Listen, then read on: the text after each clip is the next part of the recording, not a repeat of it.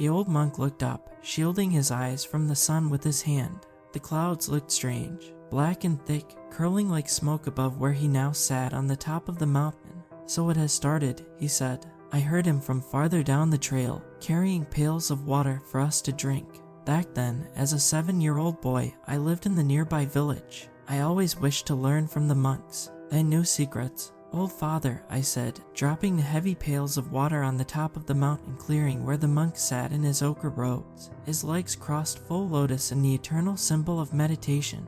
"What are those clouds, do you think?" He didn't look up at me, and for a moment, I thought he might not respond. "Boy, there are things in this world you do not yet know. The wonders of enlightenment, yes, but also the strange and evil demons who rule the sky, and who torture the evildoers in Naraka. They see I am weak, and that I have not yet attained enlightenment. They come here to torment me, to see that I am reborn," the monk said, his voice wavering and cracking as he came to the last word. "They know I have failed. I have not attained nirvana." The old monk did look weak. His hands trembled, and his legs under the robe looked like thin, brittle sticks. His eyes watered constantly, drooping, the whites looking more like yellow jelly than clear. But in the center of those eyes I saw a blazing determination and a deep energy. "All beings know the horrors of rebirth. Is this not true, old father?" I asked, sitting down beside him. He shook his head. "I will not," he said bluntly, his voice gaining strength and volume as he spoke. "I will not be reborn. This cycle must end. This is my last body. I swear it on the sky, and on the trees, and on the mountain that we stand upon. The demons will not win." The old monk had gone to a doctor. The doctor had looked at him, his sickly and jaundiced appearance, and had immediately begun running tests. "You have terminal liver cancer," the doctor said. "I am sorry, but you will not live out the month. It has progressed too far." "So it is, so it is," the monk said calmly. "All things arise and pass away. I can write you a prescription for—" the doctor began, but the monk waved him off. "No medicine," he said. "Thank you for telling me this great secret, doctor, the secret of my death. Now I have time." After speaking these cryptic words, he got up and calmly walked out of the office, heading towards the deep forests and high mountains of his country from which, he knew, he would never return. The monk had told this to me as he walked up the mountain to his final place of meditation. I had cried then, tears streaming down my cheeks. "But who will teach the townspeople?" I asked.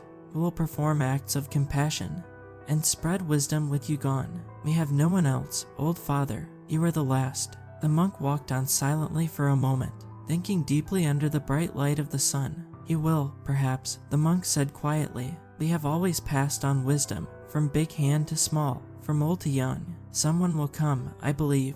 People who want to attain the highest wisdom are rare, yet they still exist, even in a world so far gone." Strange sounds came from the sides of the trail. It did not sound like animals, but rather like high-pitched screaming and laughter. I would catch glimpses of black, hateful eyes in the brush, but when I turned to look, they would already have gone. "Do you see?" I whispered. The monk nodded slowly, not a trace of fear in his voice. "They are not here for you," he said. "They are here for me." "But why?" I asked. "They are demons, my son," he said. "Their joy comes from death, from pain and loss. And the greatest loss is the loss of enlightenment, of wisdom, and peace. They know this. Their instincts tell them, just like the cheetah knows which of the antelopes is slow and hurt before the hunt even begins. They should not trouble you, but if you wish to turn around and go, I will not hold it against you. This is my journey, not yours. I will stay by your side until the end," I said, smiling up at him. He looked so sad, but he still stood up straight and proud. Occasionally, he would grab at his stomach and bend over, moaning. He would take a few deep breaths, and sweating and wavering slightly, he would return to the trail. But as I looked forward to where the trail ended, my breath caught in my throat. The sky had turned black over the peak of the mountain. In that blackness, I thought I saw glimpses of eyes and a smile. "Will they kill us, old father?" I asked, my voice trembling. He walked on in silence for a long time without answering. We made it to the top of the mountain. I had never been so high before, and the beauty of the view took my breath away for a moment. I stood there, staring out for hundreds of miles, seeing the rolling hills turn into flat plains, an ocean. Towns shone on the land below us, looking dark and tiny, the people like ants. But the blackness of the clouds and the strange, demonic noises from the forest ruined much of the beauty. Without ceremony, the monk put down his meditation pillow in the middle of a patch of soft grass. He looked down at it, then he looked over at me. "I will not be rising again," he said. "You must return home alone after the end." "I will," I said. "You have shown me fearlessness. I will be like you. I am not afraid of death or demons, just like you. I can get home by myself." "Your parents will worry," the monk said. I shook my head. "This is more important," I said. "I will stay by your side until the end. You will not be alone." "I am never alone," he said. "I walk the path of the Buddha. He is here, by my side, on the trail, and above, selfless and free as the wind. I'll follow him out at the end. I hope we will go together without self." I didn't understand what he said, but I smiled the same. "Now I must sit and meditate," he said. "Time is short. Do what you will, my son. You always were a good boy, standing by the side of a man who was dying." The lightning and hail began within minutes of him sitting down to meditate. I tried to take refuge under the great canopies of the trees, but the monk got pelted with hail, great balls of ice that smashed and cracked against the ground. I saw some hit him on the head, causing streams of blood to run down his face and soak into his robes. And yet, he never reacted, but breathed slowly in, then breathed slowly out, concentrating his mind on the final goal. As the storm then worsened, lightning began to strike the top of the mountain. The blasts felt like bombs, and the trees split apart under the force of the explosion. But the monk did not react. I moved further into the woods, but not so far that I could not see the monk.